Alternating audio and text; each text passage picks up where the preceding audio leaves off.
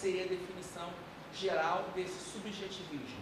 Ou seja, você não tem possibilidade de objetivar, porque nós voltamos no núcleo básico a questão da incerteza e do tempo. Como a ação humana muda no tempo e nós temos esse grau de incerteza constante, nós não podemos valorar a realidade e os acontecimentos econômicos de forma objetiva, mas sempre uma visão subjetiva. Voltando à perspectiva kantiana, a relação entre sujeito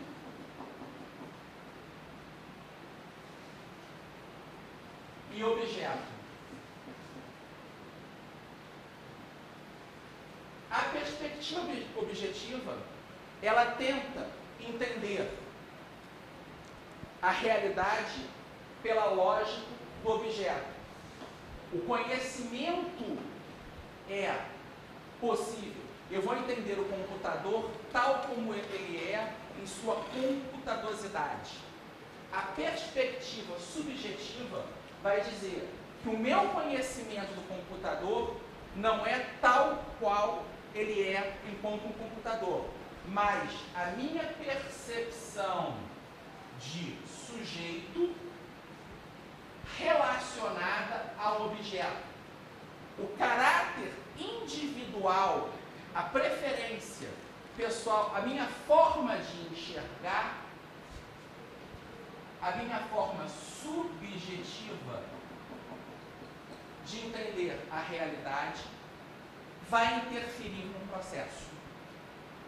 Então você não pode entender, por exemplo, no campo econômico, o sistema de preços tal como ele é. Você entende o sistema de preço sempre nessa inter-relação entre o que ele é e o que os sujeitos econômicos fazem ele ser. O papel do indivíduo na ação e no entendimento do objeto é fundamental. Até porque a economia, na visão da escola austríaca, ela não é algo fora da ação humana.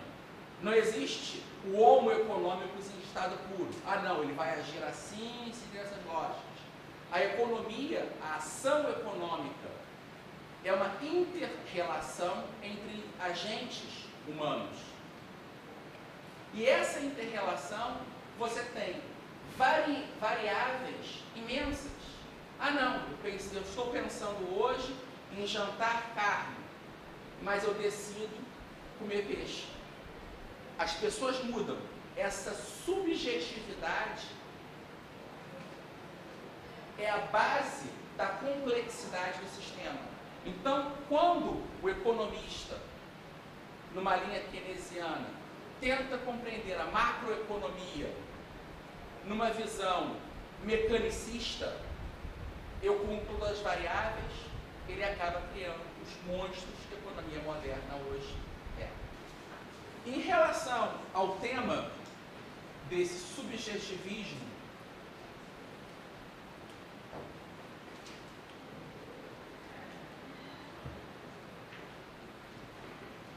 eu volto aqui a uma citação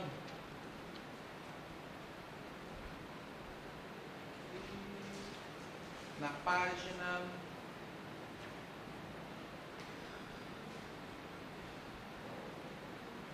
aqui.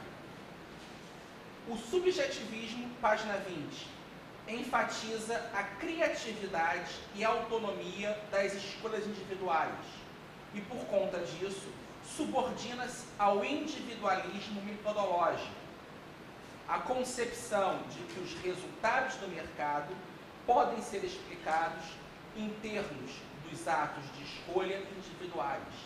Para os austríacos, a teoria econômica deve considerar prioritariamente o emaranhado de fatores que explicam as escolhas e não limitar-se às simples interações entre variáveis objetivas. O subjetivismo, então, analisa a ação humana levando em conta que essa ação se dá sempre sob condições de incerteza genuína, não mensurável, e também que ela necessariamente acontece ao longo do tempo dinâmico, quando um agente escolhe um curso de ação executada, que são potencialmente executadas por outros indivíduos, prevalecendo a autonomia nas decisões individuais. Isso quer dizer que o futuro não pode ser conhecido nem aprendido. Eu falei para vocês que a minha grande preocupação, mais do que passar conteúdo, eu acho que nessas aulas, principalmente na aula de hoje, eu não teria condições de passar mais conteúdo do que o próprio livro do professor Iori fala. Então, a minha preocupação principal é fazer algumas indicações bibliográficas. Eu acho que, nesse aspecto de hoje, o livro do professor Birata Iori vai fazer uma relação entre essa tríade básica, ação, tempo, incerteza, e esses fatores de propagação da teoria, utilidade marginal, subjetivismo, incerteza genuína, e as ordens espontâneas versus as ordens dirigidas. O segundo livro que eu aconselhei a vocês é o Ação Humana. De certa forma, esse livro de Mises, ele vai sintetizar muito do conhecimento anterior da escola austríaca. É importante lermos Menger, Bombaverk, são autores fundamentais. Só que o nosso tempo é escasso. Nós temos escolhas no próprio estudo. O ato de estudo é um ato de ação humana. A escassez existe diante de fins múltiplos. Exemplo, eu tenho uma quantidade de dinheiro para comprar livros, eu tenho um tempo para ler esses livros. O que eu posso fazer? Vou começar lendo historicamente, Menger, é importante. Só que a ação humana, a teoria da exploração do socialismo, de Bombaverk, está condensada aqui. Toda a teoria que forma a escola austríaca, a ideia da utilidade marginal, tal como vista por Menger, está em Mises. Então, eu não creio que, no primeiro momento, seja importante voltar a esses autores. E aí eu faço para quem quiser ter uma visão histórica de como esses autores entenderam a escola austríaca, o Mises publicou há algum tempo o livro Economia do Individualismo, do Rodrigo Constantino, que ele trata no primeiro capítulo a obra do Menger, no segundo Bombaverk e o terceiro Mises. Eu creio que uma boa introdução para Bombaverk e Menger, o livro do Constantino dá essa resposta. E num momento muito posterior, para entender alguns aspectos mais específicos da forma como esses autores explicam a teoria austríaca, podemos voltar a eles, mas com a ação humana. Um segundo livro nesse campo da escola austríaca, depois de passar o livro do professor Birata Iori com uma introdução, o livro do Rodrigo Constantino com uma visão mais panorâmica de diferentes correntes da escola austríaca, e aí o livro A Bíblia de Individuação Humana. O segundo é o Individualismo Econômico Ordem, do Hayek. E esse livro, logo no primeiro capítulo, que ele vai discutir individualismo verdadeiro e falso, ele já aponta como devemos entender essa noção subjetiva, do individualismo metodológico da escola austríaca. Porque muitas vezes, quando os pensadores socialistas keynesianos, no geral, vão tratar da escola austríaca, eles costumam acusar o pensamento austríaco de defender uma forma de atomismo social. O que vem a ser esse atomismo social? É a ideia de você entender o individualismo.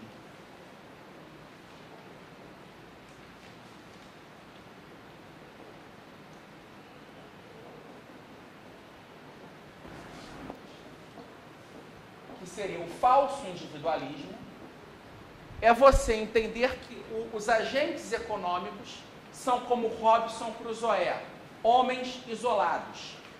Ludwig von Mises, nas suas construções imaginárias, utiliza a visão do Robinson Crusoe, o homem sozinho, para explicar a ação humana de como seria o homem em estado puro. No entanto, esse indivíduo, por ele só, não existe.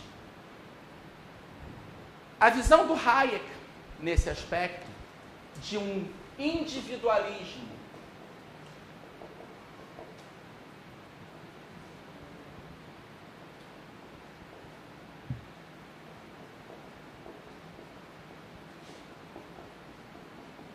interativo, chamamos assim, ou relacional,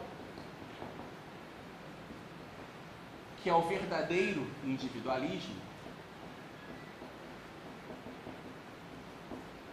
compreende o indivíduo sempre relacionando-se com outros indivíduos. É interessante lembrar aqui, eu até queria separar para trazer o trecho, mas no meio das minhas caixas de livro eu não encontrei. É um sociólogo alemão chamado Norbert Elias.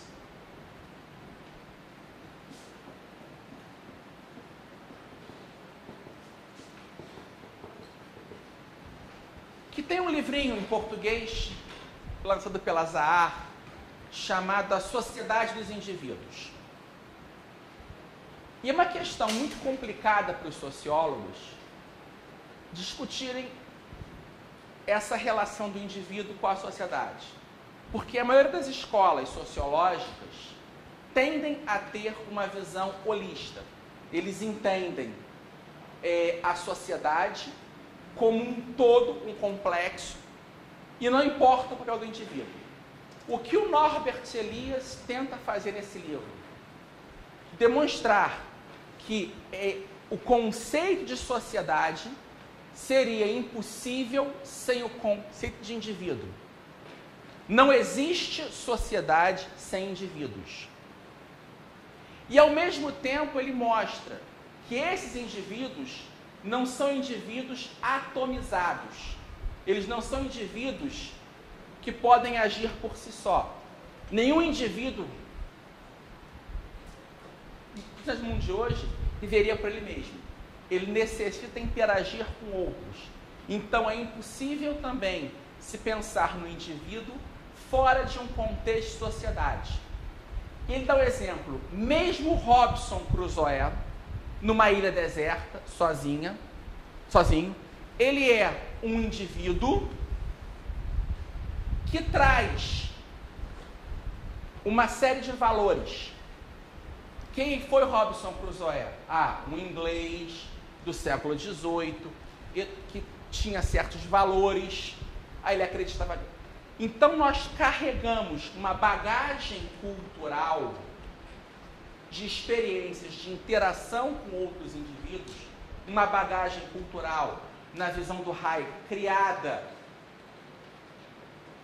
através dessa interação entre diversos indivíduos, num processo de longa duração evolutivo, de uma visão de uma moralidade evolutiva, de uma ordem social evolutiva. Eu vou trabalhar isso um pouco melhor na segunda parte da aula, quando se entrar na discussão das ordens espontâneas e das ordens artificiais.